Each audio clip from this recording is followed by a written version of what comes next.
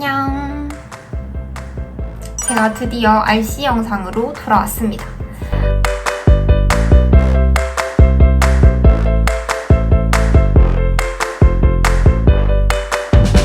지난번 LC 영상을 많은 분들이 너무 도움이 됐다고 해주셔서 너무 뿌듯하고요. 일단 제 공부 기간이나 제가 썼던 교재들 그리고 LC 공부법이 궁금하신 분들은 이전 영상을 확인해주시면 됩니다. 이번 편은 RC 편이니까요. 빠르게 시작해보도록 할게요. 네, 그럼 파트 5부터 시작을 해보도록 할게요. 파트 5 공부법에 대해서 말씀을 드리기 전에 제가 가장 먼저 말씀드리고 싶은 건 토익은 시간 분배가 굉장히 중요한 시험이라는 거예요.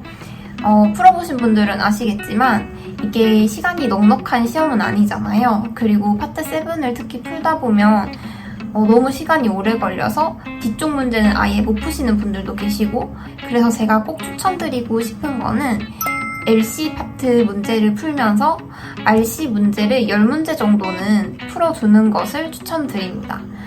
실제로 시험장에 가서만 그렇게 한다고 생각하지 마시고 그냥 스스로 문제를 푸실 때도 LC를 풀면서 저렇게 넘겨가면서 파트 5를 몇 문제까지 내가 풀 수 있는지를 최대한 테스트해보고 최대한 많은 문제를 풀 수 있도록 연습을 하시는 게 필요하다고 생각합니다.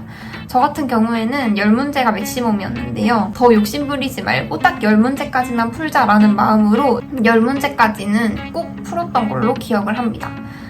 이게 조금의 차이일지라도 나중에 파트 7을 풀다 보면 시간이 모자라서 이런 부분이 굉장히 중요하다는 걸 깨닫게 되실 거예요. 또 이렇게 LC 문제를 풀면서 RC 파트 5를 풀어야 한다라면 문제를 딱 봤을 때 바로바로 체크할 수 있는 능력이 필요하잖아요. 공부법도 중요하지만 기본적인 문법 정도는 공부가 되어 있어야 된다고 생각을 합니다. 그래서 진짜 간단하게 미래 시제와 어울리는 단어, 예를 들어 순 같은 경우는 미래 시제와 잘 어울리잖아요. 곧이라는 의미니까. 이런 식의 시제 관련된 단어들은 미리 암기를 해두시는 게 좋고요. 그리고 가장 기본적인 거, I, mine, me, mine 이런 식으로 어떤 게 주격인지, 목적격인지, 이런 식의 소유격인지, 이런 식의 정말 기본적인 문법 정도는 알고 있는 게 가장 중요합니다. 그리고 그 빈칸의 자리에 대해서 아는 것도 너무 중요해요. 예를 들어서 이 부분이 앞의 단어를 수식하는 자리라든지 이런 것만 알아도 딱 문제를 봤을 때 품사로만 답이 결정되는 경우들이 있잖아요. 그런 것 같은 경우는 빨리빨리 체크를 하고 넘어가는 실력이 필요하다고 생각합니다. 제가 그러면 예를 들어서 한 문제 정도를 가지고 와봤는데요. 이쪽에 띄어진 문제를 한번 보면 제가 문제 푸는 방법에 대해서 말씀을 드리면 제가 추천드리는 방법은 굳이 전체 문장을 읽을 필요가 없다는 거예요. 파트 5에서는. 정말 냉정하게 생각하면 이 문장은 똑같이 다음 시험에 나올 거라는 보장이 전혀 없잖아요. 그래서 이 문장을 굳이 다 읽을 필요가 없고요. 저는 봤을 때 빈칸의 앞뒤만 자세히 보면 된다고 생각합니다. 그리고 이걸 또 그 앞뒤를 본다고 해서 앞뒤를 굳이 꼼꼼하게 해석할 필요까지는 없다고 생각해요. 제가 띄워둔 문제를 보면 콤마 기준으로 앞쪽에 빈칸이 있잖아요. 그러면 저라면 뒷문장은 해석하지 않을 것 같아요. 콤마의 앞부분만 본다고 생각하면 굉장히 쉬운 문장이잖아요. 그 파크를 수식하는 단어가 들어가야겠죠. 그러면 보기 중에 파크를 수식할 수 있는 단어가 뭔가요? 우리의 공원이 되어야 되는 거니까 our가 들어가야겠죠.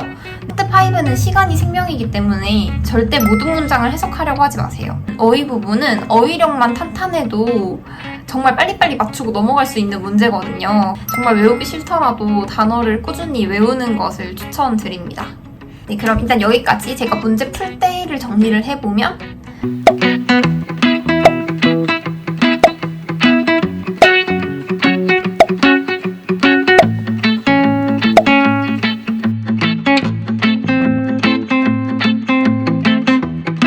이렇게 파트 5 문제는 이렇게 풀었고요. 그리고 채점을 해서 틀린 게 나왔다면 어떻게 했냐면 노트를 활용해서 공부를 했는데요. 제가 노트를 보여드리도록 하겠습니다. 네, 실제로 제 노트인데요. 네, 일단 이렇게 노트를 반으로 접어놓은 게 보이시나요? 전 이렇게 노트를 반으로 접어서 굳이 전체 문장을 쓸 필요가 없어요. 앞에서 말씀드렸다시피 이 문장은 다시 나오지 않을 거고 대신에 여기서 쓰인 문법이 나오겠죠.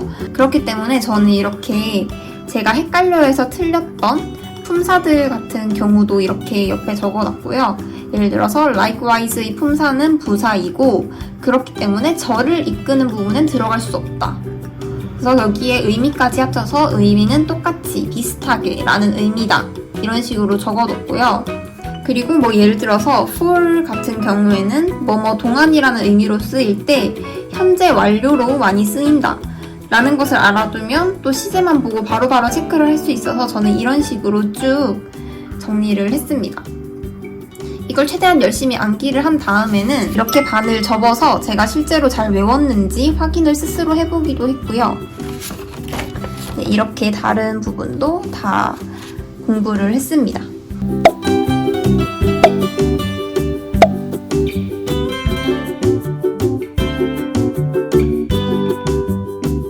네, 그럼 다음으로 파트 7을 말씀을 드려볼게요. 제가 파트 6를 먼저 하지 않고 파트 7을 먼저 설명을 드리는 건 제가 생각했을 때 파트 6는 파트 5와 7을 섞어놓은 그런 유형이라고 생각이 들어서 먼저 파트 7을 먼저 말씀을 드리고 6는 마지막에 설명을 드리도록 하겠습니다.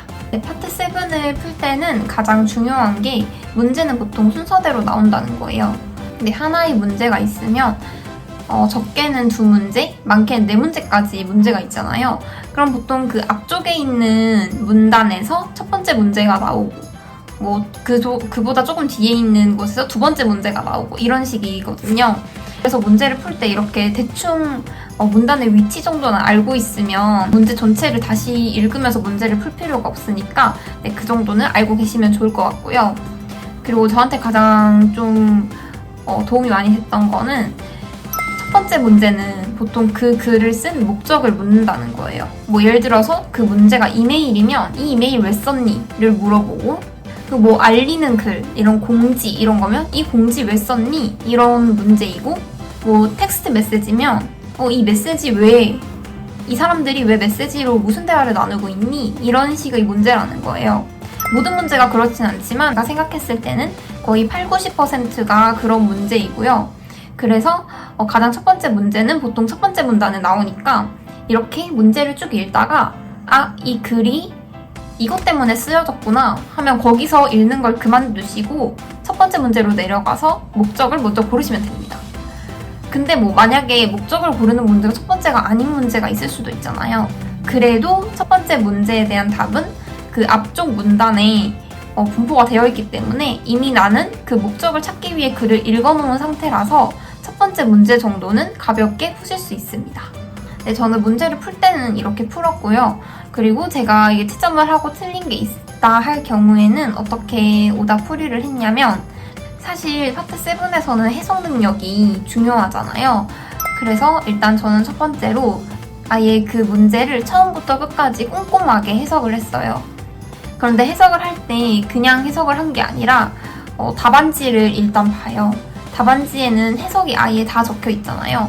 그러니까 그 해석을 한번 제가 한글로 된 걸 한번 쭉 읽고 그 다음에 영어로 된 곳을 제가 하나하나 해석을 해봤어요. 이것도 제가 어디서 들었던 방법이라 저도 한번 해본 건데 처음에는 뭔가 내가 한글 뜻을 알고 있으니까 이걸 영어에 좀 끼워 맞춰서 영어 해석 능력이 오르는 데는 별로 도움이 되지 않을 것 같은데 이런 생각을 했었어요. 그런데 실제로 이제 한글 해석을 하고 영어 해석을 하니까 어느 정도 그 한글 해석이 머릿속에 남아있으니까 영어 해석을 할 때 이거는 이렇게 해석을 해야 되는구나를 실제로 제가 하면서 깨달을 수 있겠더라고요. 그래서 도움이 됐고 저는 이렇게 답지에 처음으로 한번 한글로 된 걸 한번 읽고요. 그 다음에 영어로 된 걸 해석을 3번 연속으로 했습니다. 3번 연속으로 하다 보면 이제 어느 정도는 이 글의 내용도 파악할 수 있고 좀 꽤 세부적인 것까지 기억할 수 있게 돼요. 그 상태에서 문제를 풀면 문제가 잘 풀리고요. 그리고 제가 틀렸던 문제도 내가 어떤 부분을 놓쳤었는지 또 어떤 부분을 잘못 해석을 했었는지 이런 것들을 파악할 수 있고, 또 그렇게 파악을 했다면 그 문제의 답의 근거가 되는 부분에 꼭 형광펜을 칠해서 표시를 해뒀습니다. 네, 예를 들어서 뭐 이렇게 이게 답이라면 이게 답인 이유, 근거가 어디에 있는지를 이렇게 형광펜으로 칠해뒀어요. 그래서 제가 말씀드린 그 형광펜 긋기를 하다 보면 그 답의 근거가 바로 이렇게 바뀌어 있구나, 이 단어가 이렇게 바뀌어서 이 문제에 적혀 있구나 라는 걸 알 수 있게 돼서 이런 걸로 패러프레이징도 하실 수 있습니다.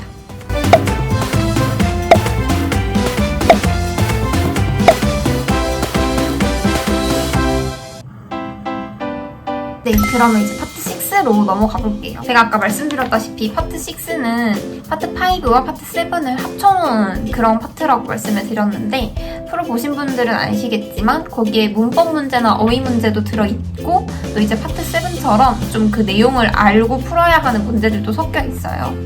사실 파트 6는 정말 팁이라 할 게 별로 없는데, 파트 6는 처음부터 끝까지 내가 정말 해석을 잘 할 수 있는 능력이 중요하다고 생각해요. 파트 7과의 차이점은, 파트 7은 솔직히 꼼꼼하게 해석까지 하지 않아도 내가 그 답에 대한 근거가 되는 단어만 찾으면 바로 답을 체크할 수 있는 문제들도 많아요. 문장을 넣는 부분 같은 경우는 앞뒤나 뭐 이런 구조 이런 것도 생각을 해두고 있어야 되기 때문에 처음부터 끝까지 해석을 할 줄 아는 것이 중요하다고 생각이 됩니다. 그리고 저는 파트 6가 틀렸을 때는 그 문법 같은 경우는 제가 방금 파트 5에서 말씀드렸던 그런 노트에 정리를 해서 암기를 했고요. 그리고 또 문장 넣기처럼 문맥에 따라서 달라지는 그런 부분에 대해서는 제가 또 하나하나 다 해석을 하면서 오답 노트를 했습니다.